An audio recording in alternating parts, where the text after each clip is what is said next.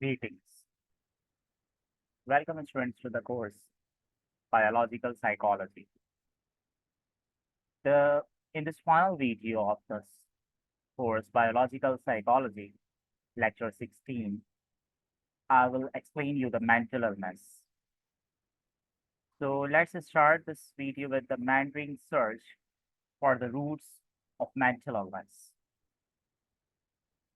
The concept of the meandering search for the roots of mental illness refers to the ongoing and the complex exploration with neurosciences and psychology to understand the underlying causes and mechanisms of various mental health disorders. This search involves the multifactorial nature. This includes the neurobiological insights, psychosocial influences, the translational research, and challenges and progress. As far as the multifactorial nature is concerned, it is something about recognizing that mental illnesses arise from a combination of genetics, biological, environmental, and psychological factors, where normally the researchers and the scientists they aim to do what? They aim to unravel how these factors uh, interact to contribute to the onset and the progression of the disorder. The neurobiological insights, something about utilizing the advances in the neuroimaging, utilizing advances in genetics, in the molecular biology to study the structures of the different localities of the brain, to study the functions of the brain, and to study the chemical signaling in the individuals with the mental illnesses. This normally helps to identify the specific neural circuits, neurotransmitter systems, or genetic variants which are associated with the different disorders. Psychosocial influences is something about investigating how life experiences stress, how life experiences the trauma, and social factors impact the mental health. So by understanding these influences or understanding these influences is I consider is very much important, or it is significantly important for developing the holistic approach to prevent, to diagnose, and yes, for the treatment. It is very much important. Okay, translational research is something about bridging the basic research findings with clinical applications to develop the targeted interventions with the personalized medicinal approaches, and yes, to the therapeutic strategies which are tailored to the individual trust, to the individual needs, to individual requirements. Challenges and progress is something about acknowledging, which is important and crucial in the so approaching acknowledging the complexity of mental health disorders. Researchers do what? They navigate the challenges like diagnostic variabilities, treatment resistance, and stigma. However, advancements in research methodologies and collaborative efforts, they continue to expand our understanding and improve the outcomes for individuals affected by the mental illnesses. So if I cut my discussion short, the meandering search for the roots of mental illness represents a diverse and a dynamic interdisciplinary pursuit to uncover the biological, uncover the psychological, and environmental factors contributing to the mental health disorders, with the ultimate goal of advancing preventions, with the goal of diagnosis and treatment strategies. All right, so let us have some views about the early biological therapies for the mental illnesses. And the early biological therapies for mental illnesses primarily involved during the late 90s and earlier of the 20th centuries, reflecting the growing understanding of the biological underpinnings of psychiatric disorders. These therapies marked a significant departure from earlier predominantly psychological or moral approaches to the treatment. So we have something like the electroconvulsive therapy as the first one, also called as the ECT. The electroconvulsive therapy or the ECT was developed in 1930s. ECT involves administering the electrical circuits or electrical currents to the brain in order to induce the controlled seizures, in order to control the seizures. It was initially used to treat severe psychiatric conditions like schizophrenia and severe depression. Electroconvulsive therapy is still used today, albeit in a more refined and a controlled manner, but it's primarily for the severe depression and certain other disorders. Insulin shock therapy. This insulin shock therapy was introduced in the 1930s. So this therapy involved the inducing hypoglycemia coma patients by administering the large doses of insulin. So it was believed to reset the brain function, and it was used to primarily for the schizophrenia and the severe depression. The practice declined in the 1950s with the advent of the safer and the more effective treatment. Psychosurgery that was developed in early of the 20th century. This involves surgical interventions on the brain to alleviate the severe psychiatric symptoms. The most infamous procedure was the prefrontal lobotomy, which involved severing connections in the frontal lobes of the brain. While it initially gained popularity, however, particularly in the middle of the 20th century, due to its irreversible and often damaging effects, it fell out of the favor by the 1970s. With the, with the advent of effective medications and concerns over ethical implications. Now we have something about chemical interventions, which is something about the discovery of medications that affect the neurotransmitter system that revolutionize the treatment of mental illnesses. For example, antipsychotics. Chlorpromazine, discovered in 1950s, was the first widely and broadly used antipsychotic medication. It helped a lot to alleviate the symptoms of schizophrenia and other psychotic disorders. Antidepressants, whose discovery were made like the tricyclic antidepressants and later selective serotonin reuptake inhibitors in the similarly 1950s and beyond significantly improved the treatment of depression and anxiety disorders. Then there were the mood stabilizers. So lithium, that was discovered in 1940s, became a cornerstone treatment for bipolar disorder.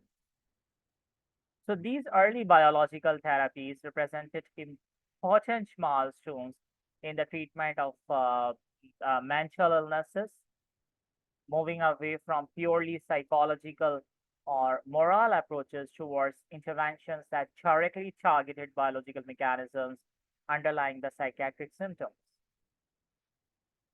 While some of these early therapies have been largely replaced by safer or more effective treatments, They laid the foundations for modern psychopharmacology and neuroscientific approaches to the mental health care.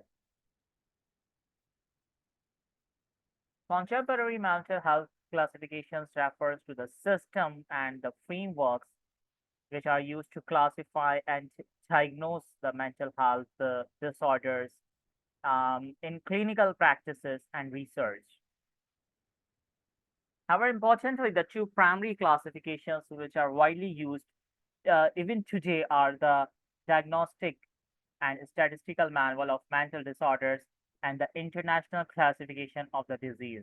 Simply, the DSM, the Diagnostic and Statistical Manual of Mental Disorders, DSM, and ICD, that is International Classification of Diseases. Let me explain you the first one, Diagnostic and Statistical Manual for of Mental Disorders first. This was first published by the American Psychiatric Association. The DSM is a primary diagnostic classification system which ever used in the North of America and in many other parts of the world or globally. This diagnostic and statistical manual of the disorders provide criteria for diagnosing the mental health disorders based on their symptoms, based on their durations, and based on their functional impairment. So it is currently in its fifth edition, which was published in 2013. DSM-5 incorporates updates based on the new research findings and the clinical insights. The DSM-5 includes a comprehensive list of mental disorders categorized into groups like neurodevelopmental disorders or schizophrenia spectrum and any other psychotic disorders, mood disorders, anxiety disorders, and more. So each disorder is described in terms of diagnostic criteria, in terms of the prevalences, in terms of the risk factors, and yes, on the basis of their cultural considerations too. As far as the International Classification of Disease is concerned, it was first published by the WHO, World Health Organization. It is a global classification system that is used for various health conditions, including the mental disorders as well. The latest version is the ICD-11 that was released in the year 2018, with ongoing updates and the revisions.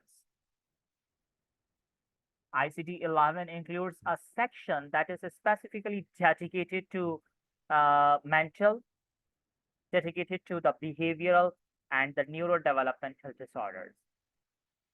As similar as to the DSM, the ICD provides the diagnostic criteria and codes for different mental health disorders, ensuring the international consistency in diagnosing and reporting.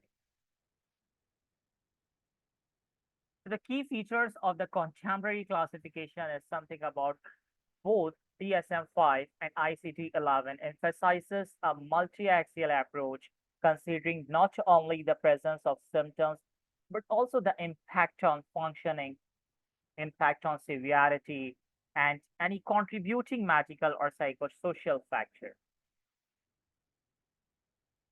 Classification criteria are updated based on ongoing research and clinical evidences, clinical trials, reflected evidences in understanding the biological, psychological, and social factors contributing to the mental disorders. Contemporary classifications strive to be the culturally sensitive, recognizing that the expression of the symptoms and health-seeking behaviors may vary across different cultural and ethnic groups. So these classifications are widely used in clinical practices. They are widely used in research studies. They are used in public health policies to guide diagnosis, treatment planning, and epidemiological studies. Our criticism include concerns about diagnostic reliability, over-pathologizing, normal variations in behavior, and the influence of the pharmaceuticals and insurance industries on diagnostic criteria.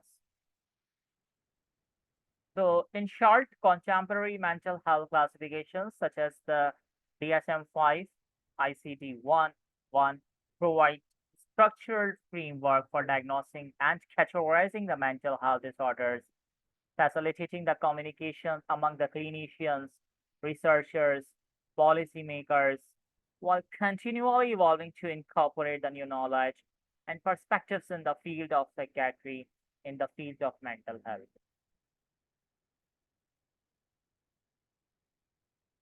Key features of contemporary classifications, as I told you, the multi-axial approach, the cultural sensitivity, and yes, the evidence-based. So I have spoken on this slide, I guess. Yes, schizophrenia. Schizophrenia is a chronic and a severe mental disorder that affects how a person thinks, that affects how a person feel and behaves. So this condition is characterized by a range of symptoms that can include the hallucinations, delusions, or disorganized thinking, impairments in social and occupational functionings. So the two types of the symptoms of schizophrenia are the positive symptoms and yes, the negative symptoms. Positive symptoms are the behaviors or experiences that are added to a person's normal mental activity. They include hallucinations, that is perceiving things that are not real, such as hearing voices, delusions, which are false beliefs that are firmly held despite evidence to the contrary, disorganized thinking, which is something about evidence to the contrary, disorganized thinking, that is difficulty in organizing of the thoughts and making logical connections, abnormal motor behaviors like that of the catatonia or agitation. The negative symptoms of schizophrenia involves the deficits in the normal functioning. They include diminished emotional expression, that is the flat effect, reduced motivation and initiation, that is evaluation, decreased ability to experience of the pleasure, that is something about anhedonia, alogia, that is reduced speech output. As far as the onset and the course of the schizophrenia is concerned, so schizophrenia typically emerges in the late adolescence or the early adulthood. Although it can be developed at any of the age, but yes, it typically emerges at the in the late adolescence or early adulthood. The course of schizophrenia varies wildly among individuals or vary according to the individual to individual or person to person, but some people experience periods of remission with few or no symptoms at all.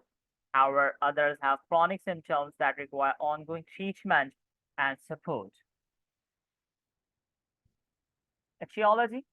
So the exact etiology or the cause of schizophrenia is not fully understood, but it is believed to result from a complex interplay of genetics, biological, environmental, and psychological factors. Genetic predisposition plays a role as individuals with a family history of schizophrenia are at a higher risk. Neurobiological factors include the abnormalities in the brain structure and functions, particularly involving in the neurotransmitter system, such as dopamine and the glutamine. If I let you know about the diagnosis of the schizophrenia, the diagnosis is based on the clinical assessments using criteria outlined in diagnostic classification systems like the DSM-5 or ICD-11. However, a comprehensive evaluation involves a thorough psychiatric therapy or observations of the symptoms and ruling out all other possible causes. Treatment, so we can have the help from the antipsychotic medications, which are the primary treatment for managing symptoms of schizophrenia because they help to control hallucinations, because they help to control the delusions, and the disorganized thinking. Psychosocial interventions, so we have therapy and support services. I consider these are the crucial for helping individuals to manage their illnesses, to improve their social functionings, and to maintain their independences. Yes, if the condition is not going to be controlled by hands, if the experts are not able to manage the situations, that hospitalization is another option is which can be utilized in severe cases or during acute episodes. The hospitalizations may be necessary for stabilization and the safety. Prognosis, while schizophrenia is a chronic condition, so many individuals can lead fulfilling lives with appropriate treatment and support. However, the early diagnosis and interventions are associated with better outcomes, as it can help preventing complications and improving in the long-term functionings. All right, depression. Depression is also known as a major depressive disorder or MDD. Depression is often known as a clinical depression. It is a common and mental health condition that negatively affects how a person feels, that says how a person thinks, and handles the daily activities. So depression is characterized by persistent feeling of sadness, persistent feeling of loss of interest or pleasure in activities once enjoyed, and a range of physical and emotional symptoms. So there is a list of symptoms for the depression, including the emotional symptoms, cognitive symptoms, or physical symptoms, or behavioral symptoms. The emotional symptoms of depression include the persistent sadness, that is a continuous sadness or a continuously or frequent sadness. Hopelessness is there. Feeling of emptiness or irritability is over there. Cognitive symptoms, that is difficulty in paying consideration, difficulty in focusing or paying focus, or making decisions or remembering things is even complicated for those who are suffering with the depression. Physical symptoms including the changes in appetite or the weight, sleep disturbances like insomnia or hypersomnia, fatigue may be there, loss of energy or expenditures are there, physical aches are there, pains without a clear cause is there in their bodies. Behavioral symptoms include the withdrawal from the social activities, reducing the productivity at work or school or workstation, and there are the numerous and the frequent thoughts of death or suicide.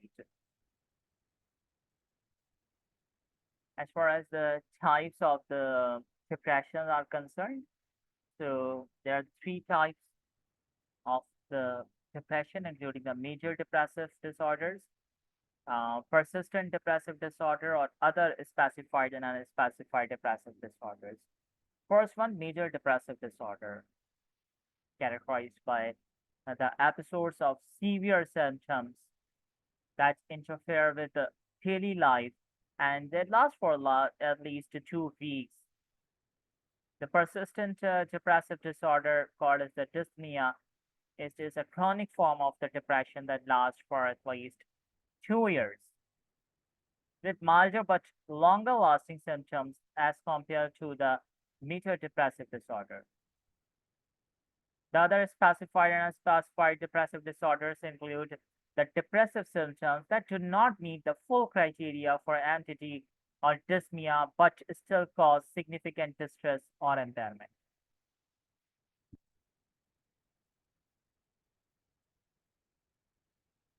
All right, let us discuss the etiology of the depression. The depression results from a complex interaction of genetic, biological, environmental, and psychological factors. The biological factors include imbalances in the neurotransmitters, like the imbalances in the serotonin or dopamine and norepinephrine, or even though the changes in the brain structure and functioning will also lead to the depression. Genetic predisposition is something about family history of depression increases the risk of getting depressed. Environmental factors is something about the stressful life events like loss of loved one, trauma, chronic stress, medical conditions like chronic illnesses, and certain medical medications can contribute to the depression. Diagnosis is based on the comprehensive assessment by a mental health professional or expert or consultant, considering the presence and severity of the symptoms, duration, and the impact on the daily functioning. However, we can have the help from the screening tools and diagnostic criteria outlined in the DSM-5 for, for accurate diagnosis. Treatment, and yes, treatment psychotherapy is a CBT, cognitive behavioral therapy, interpersonal therapy, and other forms of therapy can help individuals to learn coping skills, change the negative thought patterns, and improve the relationships. Medications may help out, like antidepressant medicines like selective serotonin reuptake inhibitors or serotonin norepinephrine reuptake inhibitors are commonly prescribed to alleviate the symptoms. Combination therapy is something about often a combination of psychotherapy and medication yields the best results for managing depression. Other treatments, like in severe cases or when standard treatments are effective, electroconvulsive therapies or transcranial magnetic stimulation therapies may be considered. So, with appropriate treatment and support, many individuals with depression can experience a significant improvement in symptoms and the quality of life. However, early intervention is crucial for preventing complications and reducing the risk of recurrence.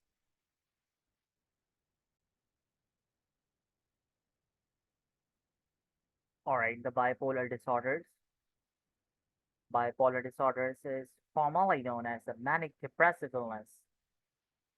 It is a mental health condition that is characterized by extreme mood swings that include the emotional highs like mania or hypomania and include the lows as well, like depression.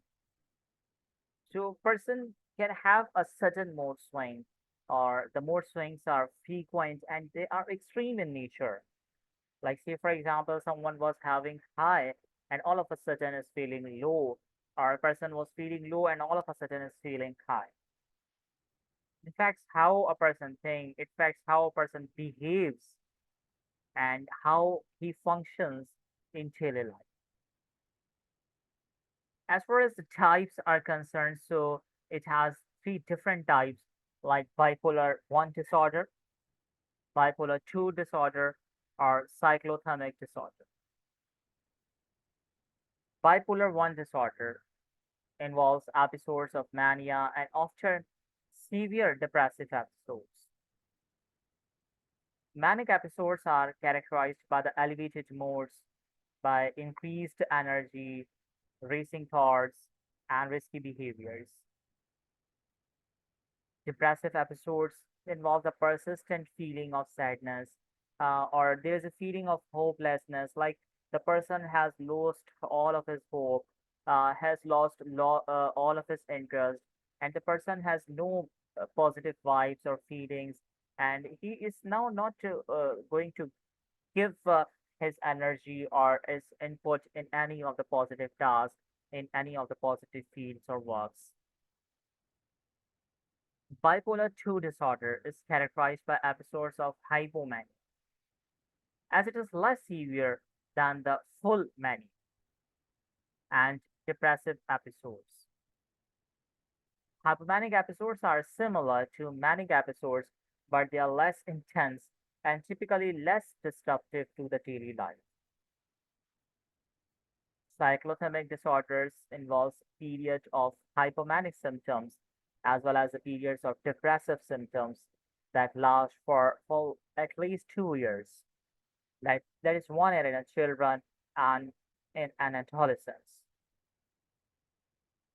So as if I discuss the symptoms, if I explain you the symptoms, three different kind of symptoms may be there in bipolar disorders like manic episodes, hypomanic episodes, or depressive episodes. Manic episodes include the symptoms which may be increased energy, or euphoria, or irritability, decreased need for the sleep. Like he wants to sleep, but the need for the sleep is decreased. The racing thoughts are there, grandiosity is over there, impulsivity, that is excessive expanding or risking the sexual behaviors, and difficulty in paying concentration or focusing on something. That is all about the manic episodes. Hypomanic episodes are those which are similar symptoms to the manic, but they are less severe. So individuals may feel more productive or energetic than usual, but their behaviors does not typically cause significant impairments. Depressive episodes include the symptoms like persistent sadness, feeling of worthlessness, feeling of guilt, loss of interest is there, loss of pleasure in activities there, changes in appetite or weight, and sleep disturbances, fatigue or sluggish, a loss of energy, uh, thoughts of death and suicides are there. So these are the depressive episodes of the bipolar disorders. The exact cause of the bipolar disorder is not fully understood, but it is believed to involve a combination of genetic predispositions, biological factors, environmental triggers. Genetic predisposition simply means the family history of bipolar disorder increases the risk. Let's say, for example, if someone from the family member is suffering from the bipolar disorder, then the next child or the very next person or sibling may have the greater chances or risk of having the bipolar disorder. If someone is not having family history, bipolar disorder chances will be least and rare in those families. The neurobiological factors include the imbalances in the neurotransmitters like the dopamine or serotonin or norepinephrine. Also goes with abnormalities in the brain structure and function. Environmental triggers like stressful life events, trauma, substance abuses, disruptions in sleep or circadian rhythm can trigger or exacerbate the episodes. So we can do what? We can have the diagnosis, and diagnosis can be based on a comprehensive evaluation by mental health professionals, by experts, considering the symptoms, durations, and impact on the daily functioning. Criteria outlined in DSM-5 are used to distinguish or to discriminate between the bipolar disorder types and other mood disorders. Now we can have the help from the medications, we can have the help from the psychotherapies, or lifestyle management can be done in order to treat this situation or condition. Medications include the mood stabilizers like lithium, antipsychotics, and certain antidepressants are prescribed to stabilize the mood and reduces the signs and symptoms. Psychotherapy, that is CBT, cognitive behavioral therapy, psychoeducation, family therapy, they help to individual to understand to and manage the symptoms, improve coping skills, and promote the adherence to the treatment. Lifestyle management, that is something about regular sleep patterns, stress reduction techniques, healthy eating habits, avoiding alcohols, avoiding drugs, can help to stabilize the mood and helps in the prevention of the episodes.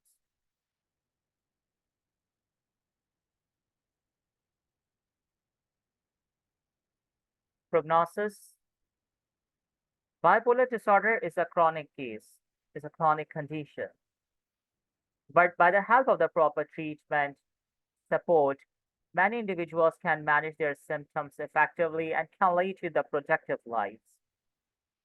Early diagnosis and interventions are critical for improving outcomes and reducing the risk of complications such as the substance abuses or societal behavior.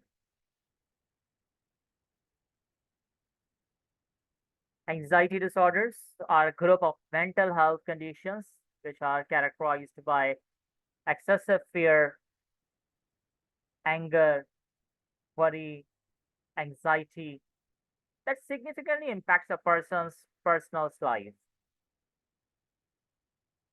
So these disorders can range from mild to severe and they can interfere with the relationships, they can interfere with work and overall quality of the life. There are various types of the anxiety disorders like GAD, generalized anxiety disorder, or panic disorder, social anxiety disorder, specific phobias, or separation anxiety disorder. Generalized anxiety disorders involves excessive worry and anxiety about a wide range of everyday events or activities.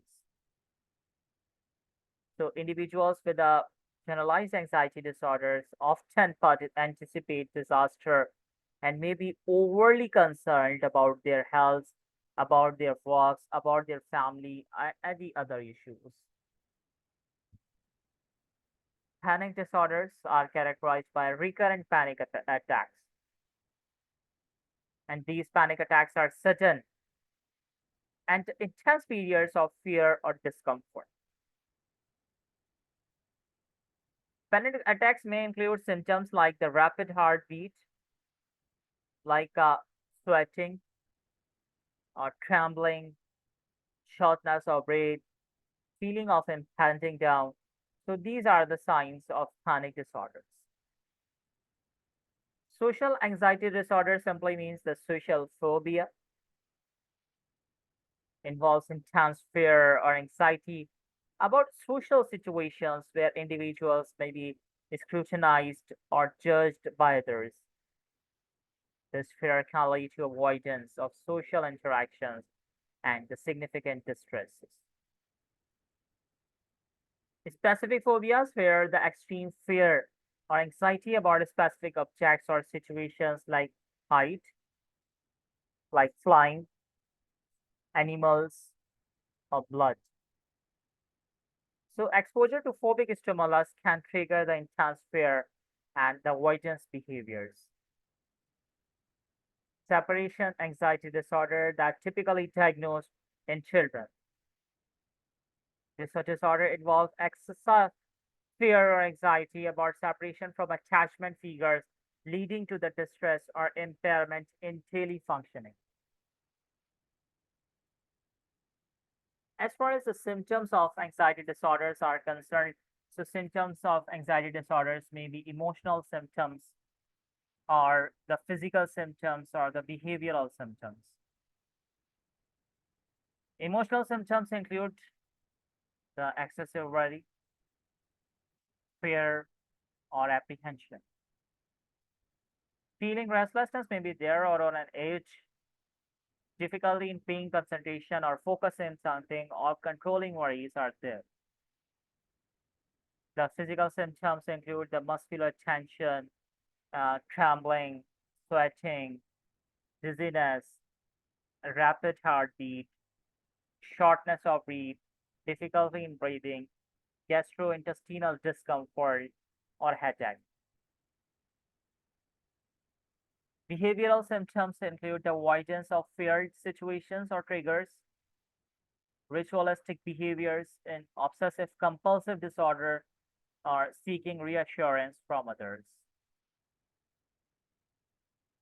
Again, the causes anxiety disorder arise from a complex interaction of genetics, are neurobiological and environmental or psychological factors. And we are aware genetic predispositions means the family history of anxiety disorder increases the risk. Like say, for example, if someone from the family history, from the family member is at a risk or have anxiety disorder, the next family member will have the maximum chances of getting anxiety disorder. Neurobiological factors include imbalances in neurotransmitters like serotonin or GABA or norepinephrine, and abnormalities in the brain circuits involved in the fear and stress response. Environmental stressors like trauma, stressful life events, childhood adversity, chronic stress can contribute to the development or exacerbations of the anxiety disorders. Diagnosis is based on clinical assessment by a mental health professional, considering the presence and severity of symptoms, durations, and impact on daily functioning. However, criteria outlined in DSM-5 are used to differentiate between different types of anxiety disorders and other mental health conditions. Treatment of anxiety disorders. So CBT is highly effective for treating anxiety disorders because it helps individuals to identify and change the negative thought patterns and behaviors which may contribute to the anxiety. Medications may work like antidepressants such as the selective serotonin reuptake inhibitors, SSRIs, or these medications may be prescribed in order to reduce the symptoms in order to manage the anxiety. Lifestyle modifications may be needed because it helps to because regular physical activity, stress management techniques like mindfulness or relaxation exercises, maintaining a healthy sleep routine can help to alleviate the symptoms. Prognosis with the appropriate treatment, support, help, counseling. Many individuals with anxiety disorders can experience a significant improvement in symptoms and quality of life. However, early intervention is important for preventing complications like the substance abuses or other mental health disorders that may co-occur with anxiety. Panic disorders are characterized by the recurrent or an unexpected panic attacks.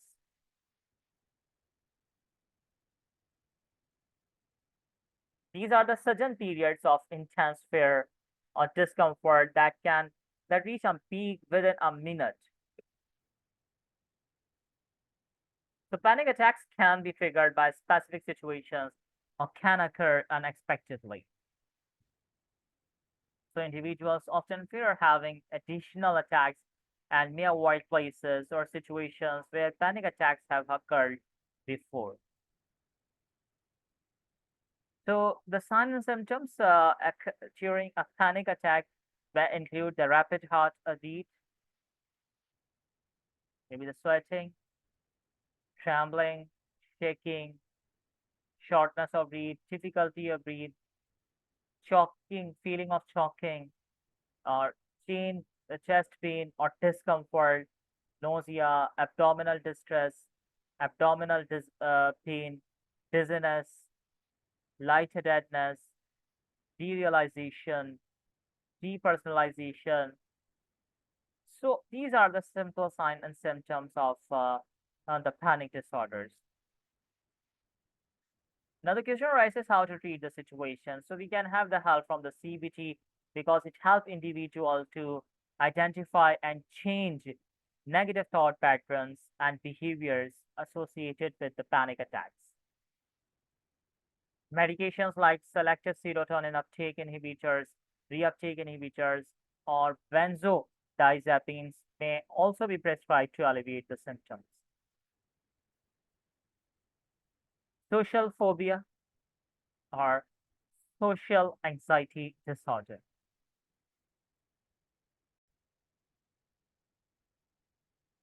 Social phobia involves intense fear or anxiety about social situations where individuals may be scrutinized or judged by others. So this fear can lead to avoidance of social interactions and significant distress or impairment, social and occupational or other areas of functioning. There are the numerous signs and symptoms of social phobia, including the fear of situations where one may be observed or evaluated, like public speaking or eating in front of others, intense fear of embarrassing oneself or being negatively judged, avoidance of social situations or enduring them with anxiety or distress. Physical symptoms like blushing, sweating, trembling, or nausea may be there. So one can have the help by having the treatment, and treatment often include the cognitive behavioral therapy, that is CBT. CBT focused on exposure techniques and cognitive restructuring to reduce anxiety in social situations. Medications like SSRIs or beta blockers may also be used to alleviate symptoms during the specific social events. Specific phobias involves excessive fear or anxiety about a specific object or situation that is out of the proportion to the actual danger posed. Individuals with specific phobias may go to great lengths to avoid the phobia stimulus, which can significantly interfere with daily life. Symptoms vary depending on specific phobia, but may include the immediate fear or anxiety when they are exposed to phobic stimulus, avoidance of the phobic stimulus, significant distress, or impairment caused by the phobia. Treatment often involves exposure therapies, where individuals are gradually exposed to phobic stimulus in a controlled environment, in a supportive environment to reduce the fear, to reduce anxiety responses. Cognitive behavioral therapies and medications may also be used to alleviate the symptoms of specific phobias. Obsessive compulsive disorder is characterized by the presence of obsessions, persistent, intrusive, unwanted thoughts, images, or urges, and also associated with the compulsions like repetitive behaviors or mental acts performed in response to obsessions or according to the rigid rules. Obsessions can cause the significant distress, and compulsions are aimed at reducing anxiety or preventing a feared outcome, but they are excessive and not realistically connected to the issue they address.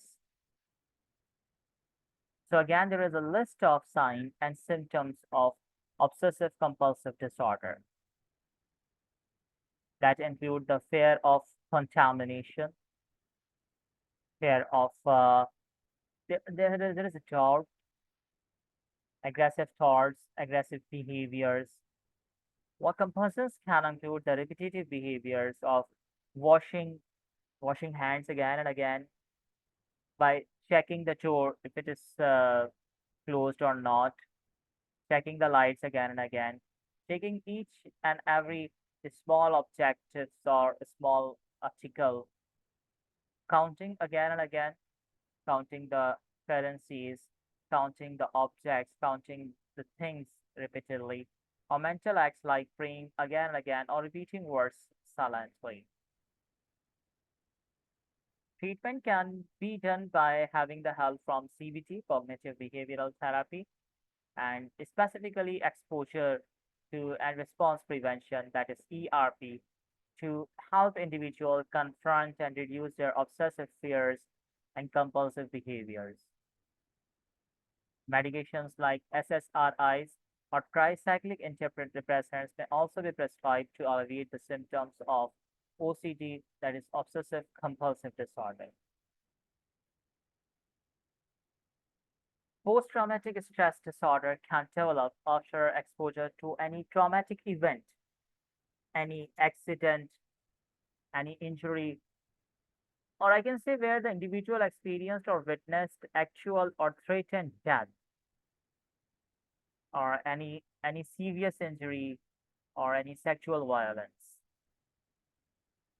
So symptoms typically begin within 3 months of the traumatic event, but can emerge later. The PTSD or post-traumatic stress disorder is characterized by four main clusters of symptoms called as inclusion symptoms, avoidance symptoms, negative alterations in cognition and mood, and alterations in arousal and reactivity.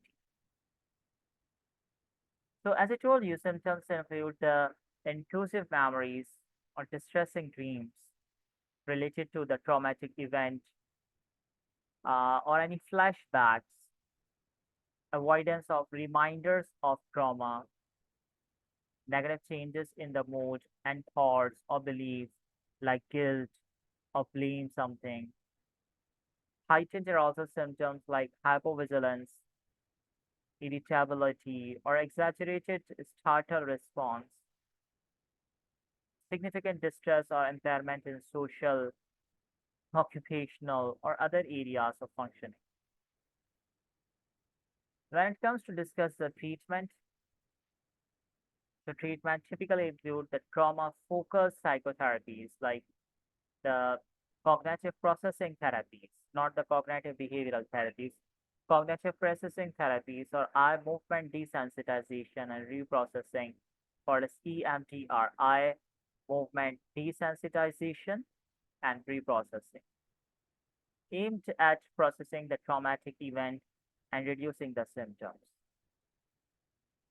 Medications like SSRIs or serotonin norepinephrine reuptake inhibitors like SNRI, serotonin norepinephrine reuptake inhibitors, may also be prescribed to alleviate the symptoms. So these anxiety-related disorders can vary in severity and impact, but they are effective in treatment approaches, including therapy and medications. They can help the individuals to manage the signs, to manage their symptoms, and improve their quality of life. Treatment is often tailored to specific disorders and individual needs, which are aiming to reduce symptoms, to improve functionings, and enhances the overall well-being. So this is all from my side for this whole session of or whole course of biological psychology. But particularly if I speak about this video of lecture number 16 of biological psychology, in which I explain you the mental illness. So this is all from my side.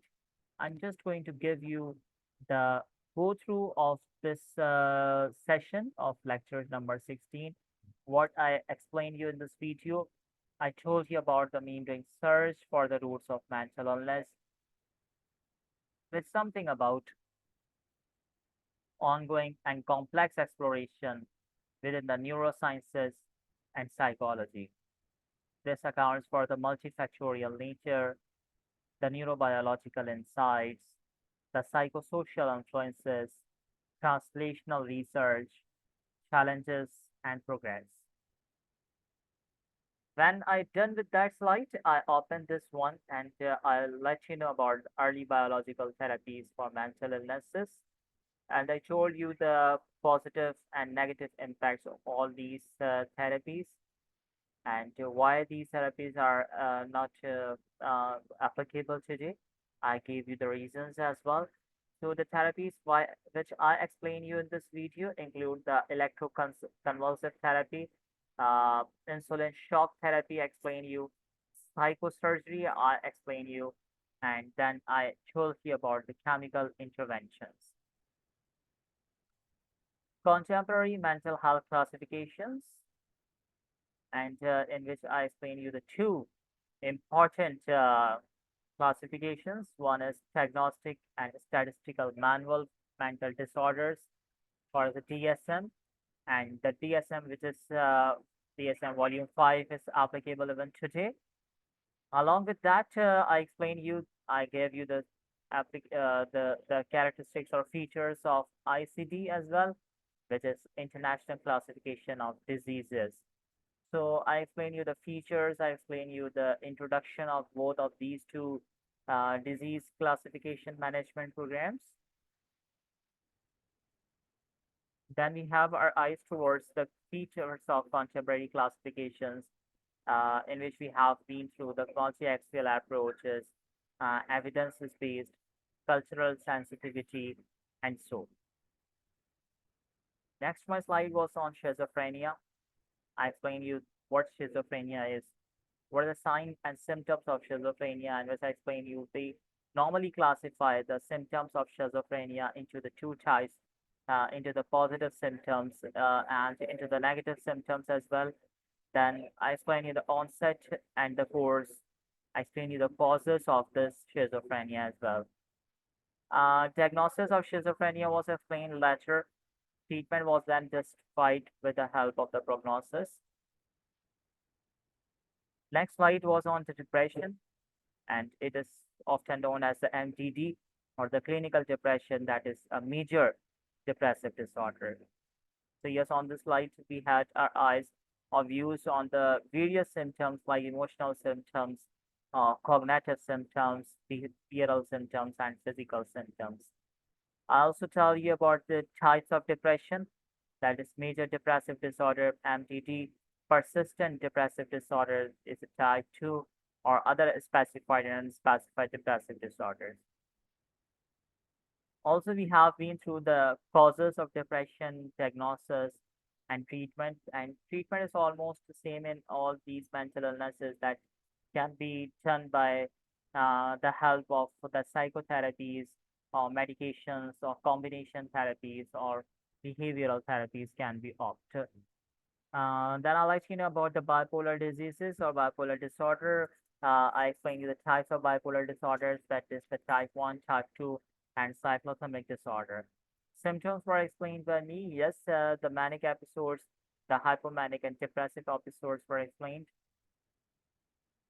I explained you the causes, genetic predisposition, neurobiological factors, environmental factors, and diagnosis were discussed, and bipolar disorders prognosis. I'll let you know about the anxiety disorders and types like the GAD or panic disorder or social anxiety disorder, often known as social phobia, specific phobias, and separation anxiety disorders. Yes, we have been through the types of causes of the anxiety disorders. Then I'll let you know about the panic disorders, which is characterized by the unexpected or the recurrent panic attacks. I read the symptoms from the slide. Treatment were explained. Yes, social anxiety disorder, or as known as a social phobia. I explained you the symptoms and the treatment.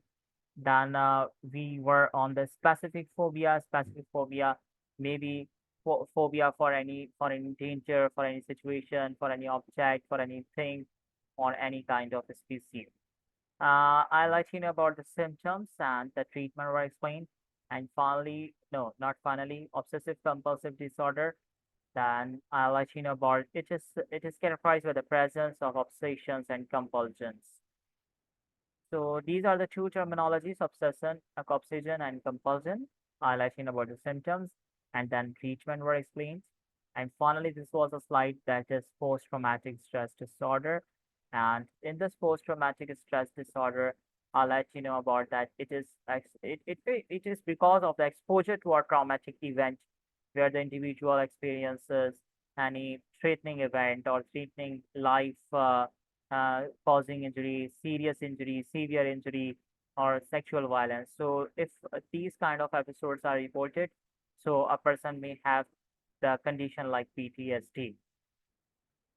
Changes in the mood will be there, mood swings will be there, thoughts patterns will be different, and also symptoms will be heightened. And yes, all these symptoms will be then and there in their bodies. If someone is having the situation or condition like post-traumatic stress disorder, PTSD.